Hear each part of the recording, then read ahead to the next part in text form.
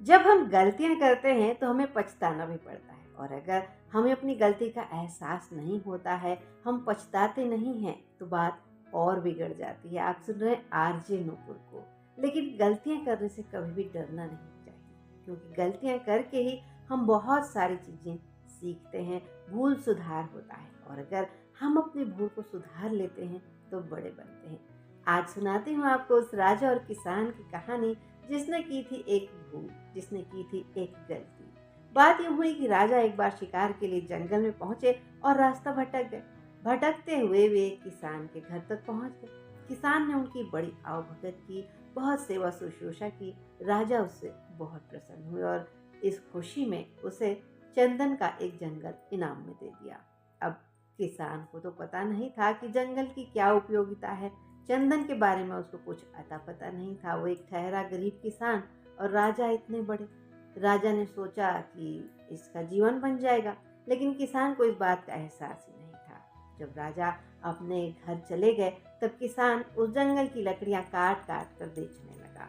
इससे थोड़ी बहुत उसे आमदनी हो जाती थी।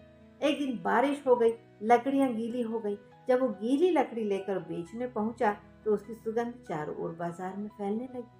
लोग आकर उसकी कीमत पूछने लगे, और जब उस दिन किसान को पता चला कि ये तो चंदन था जिसे वो कोयला बनाकर बेच रहा था, और उसकी कीमत बहुत ज़्यादा है, तब उसे अपनी भूल पर बहुत पछतावा हुआ। लेकिन वहीं से गुजर रहे एक साधु ने उसे कहा कि जो हो गया उसे भुला दो।